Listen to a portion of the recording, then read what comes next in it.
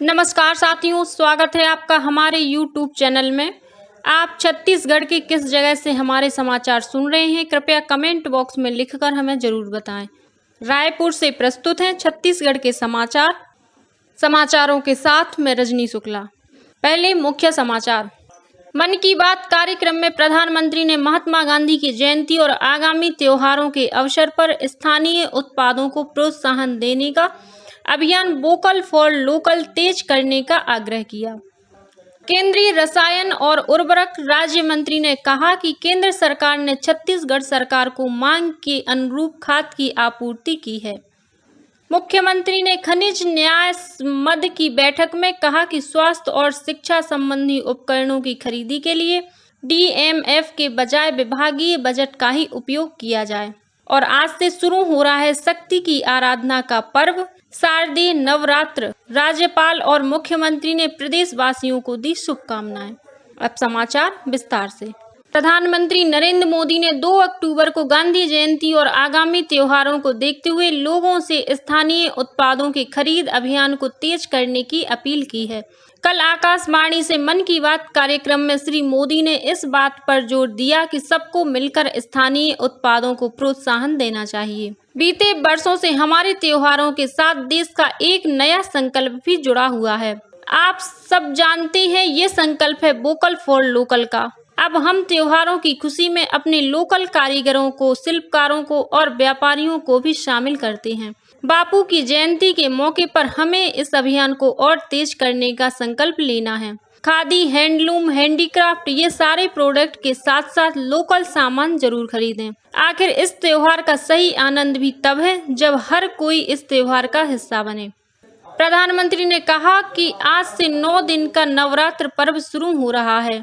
उन्होंने कहा कि भारतीय त्योहार अनुशासन और आत्मसम्मान के माध्यम से सिद्धि प्राप्ति का संदेश देते हैं। प्रधानमंत्री ने कहा कि दशहरे के बाद धनतेरस और दीपावली मनाई जाएगी और इन त्योहारों के साथ भी स्थानीय उत्पादों की खरीद का संकल्प जुड़ा हुआ है। प्रधानमंत्री ने त्योहारों के दौरान पैकिंग और पैकेजिंग के लिए पॉलीथीन बैग के उपयोग पर निराशा व्यक्त की। केंद्रीय रसायन और उर्वरक राज्य मंत्री भगवंत खुबा ने कहा है कि केंद्र सरकार ने छत्तीसगढ़ सरकार को मांग के अनुरूप खाद की आपूर्ति कर दी है। उन्होंने कहा कि देश के किसी भी किसान को खाद की किल्लत नहीं होने दी जाएगी। केंद्रीय राज्य मंत्री ने कहा कि छत्तीसगढ़ सरकार किसानों के मामले में राजनीति न करे। दुनिया भर में विभिन्न कारणों से खाद की कीमतों में 5 गुना बढ़ोतरी हुई है, लेकिन प्रधानमंत्री नरेंद्र मोदी ने किसानों की समस्याओं को देखते हुए खाद की सब्सिडी बढ़ा दी है। मुख्यमंत्री भूपेश बघेल की अध्यक्षता में कल उनके निवास कार्यालय में खनिज न्यास मद की राज्य स्तरीय निगरानी समिति की बैठक आयोजित की गई। बैठक में मुख्यमंत्री ने DMF मद से उच्च और सामान्य प्राथमिकताओं के मद्देनजर मितव्ययिता पर विशेष ध्यान रखने के निर्देश दिए। उन्होंने कहा है, स्वास्थ्य और शिक्षा संबंधी उपकरणों की खरीदी के लिए विभागीय बजट का उपयोग किया जाए।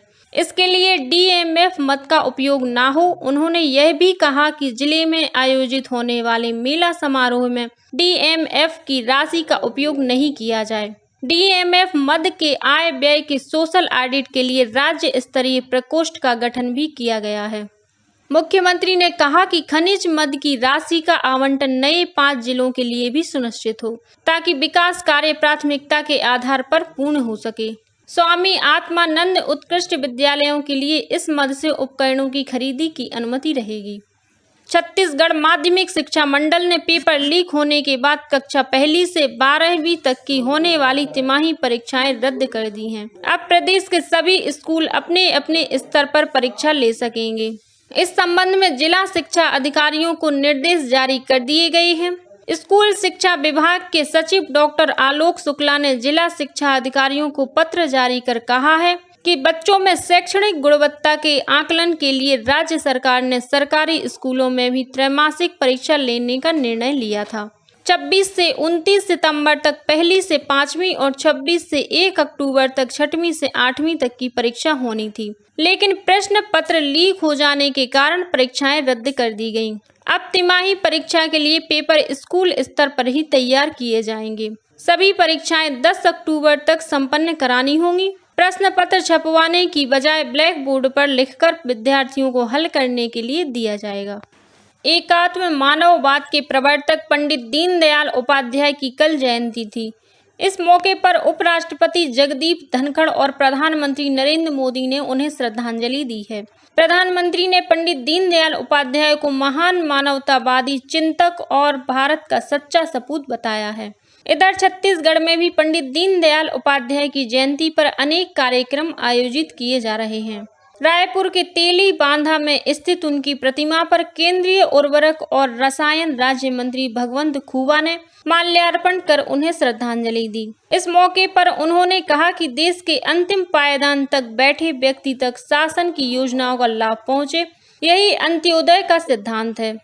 केंद्र की नरेंद्र मोदी सरकार ने इसी का अनुकरण कर जनहित की योजनाएं तैयार की हैं और पंडित दीनदयाल उपाध्याय के दिखाए मार्ग पर चल रही है। वहीं रायपुर नगर निगम में संस्कृति विभाग द्वारा भी पंडित दीनदयाल उपाध्याय की प्रतिमा पर माल्यार्पण किया गया। आगामी 27 सितंबर को विश्व पर्यटन दिवस है। इस वर्ष की थीम है पर्यटन पर पुनर्विचार। इस मौके पर राजधानी रायपुर में राष्ट्रीय सेमिनार का आयोजन किया जाएगा। सेमिनार के मुख्य अतिथि मुख्यमंत्री भूपेश बघेल होंगे। वहीं कार्यक्रम की अध्यक्षता पर्यटन मंत्री ताम्रध्वज साहू करेंगे। सेमिनार में छत्तीसगढ़ पर्यटन मंडल प्लेटिनम प्रायोजक है। इस सेमिनार में देश के अलग अलग क्षेत्रों से विशेषज्ञों के अलावा छत्तीसगढ़ पर्यटन और पड़ोसी राज्यों के पर्यटन से संबंधित स्टेक होल्डर्स भी शामिल होंगे। भारतीय जनता पार्टी द्वारा प्रधानमंत्री नरेंद्र मोदी के जन्म दिवस के उपलक्ष्य में छत्तीसगढ़ सहित देश भर में सेवा पखवाड़ा मनाया जा रहा है। इसी कड़ी में अमृत सरोवर में श्रमदान करने दुर्ग शहर के चारों मंडला के भाजपा कार्यकर्ताओं ने एक तालाबों की सफाई की। यह अभियान भाजपा के मछुआरा प्रकोष्ठ के बैनर तले चलाया गया। वहीं आज भाजपा झुग्गी झोपड़ी प्रकोष्ठ द्वारा भाजपा कार्यालय दुर्ग में सुबह 10:30 बजे से विशेष कोविड टीकाकरण अभियान चलाया जाएगा। उधर मुंगेली जिले में भाजपा सांस्कृतिक और एनजीओ प्रकोष्ठ के तत्वावधान में आत्मनिर्भरता को बढ़ावा देने वोकल फॉर लोकल कार्यक्रम का आयोजन किया गया। सीबीआई ने ऑपरेशन मेघ चक्र के तहत बाल यौन शोषण सामग्री को डाउनलोड और प्रसारित करने से संबंधित 2 मामलों में 21 राज्यों और केंद्र शासित प्रदेशों में लगभग 59 स्थानों पर तलाशी ली। इनमें छत्तीसगढ़ की राजधानी रायपुर भी शामिल है। सीबीआई ने इंटरपोल की बच्चों के विरुद्ध अपराध इकाई सिंगापुर से मिली सूचना के आधार पर कार्रवाई की है। तलाशी के दौरान 50 से अधिक संदिग्धों के मोबाइल, लैपटॉप सहित अन्य इलेक्ट्रॉनिक उपकरण बरामद किए गए। इन उपकरणों की प्रारंभिक जांच में कथित तौर पर कई इलेक्ट्रॉनिक उपकरणों में बड़ी मात्रा में बाल यौन शोषण सामग्री होने की सूचना मिली। संदिग्धों से पूछताछ की जा रही है। राजधानी रायपुर में ऑनलाइन धोखाधड़ी का मामला सामने आया है। अज्ञात आरोपी ने क्रेडिट कार्ड बंद होने का झांसा देकर 24 घंटे के भीतर वसुंधरा नगर चंगोरा भाटा निवासी एक LIC अधिकारी सनत कुमार धीवर के खाते से करीब 10 लाख रुपए निकाल लिए। डीडी नगर पुलिस ने धोखाधड़ी का मामला दर्ज कर अज्ञात आरोपी की तलाश शुरू कर दी है। शक्ति की आराधना का पर्व शारदीय नवरात्र आज से शुरू हो रहा है।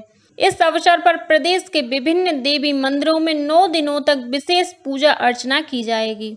देवी मंदिरों और शक्ति पीठों में मनोकामना ज्योति कलश की स्थापना भी की जाएगी। राजधानी रायपुर सहित प्रदेश के विभिन्न देवी मंदिरों में आकर्षक साज सज्जा की जा रही है। कई समितियों द्वारा सार्वजनिक स्थलों पर पंडालों में देवी की प्रतिमाएं भी स्थापित की जाएंगी।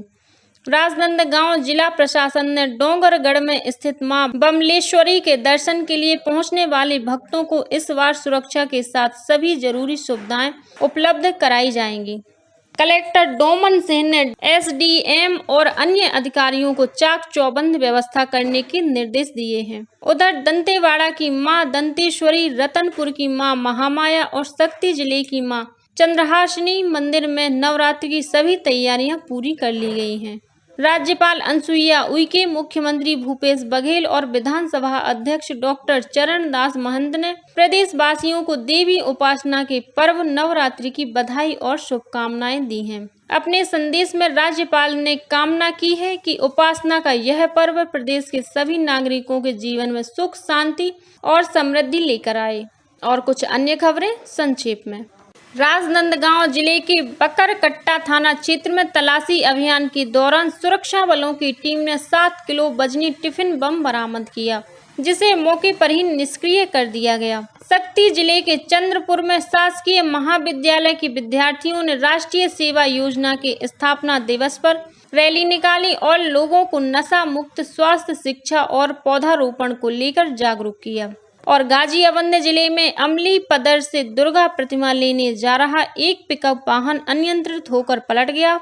इस हादसे में एक व्यक्ति की मौत हो गई, वहीं 4 अन्य लोग घायल हो गए। इसी के साथ छत्तीसगढ़ के समाचारों का ये बुलेटिन अब समाप्त हुआ। नमस्कार।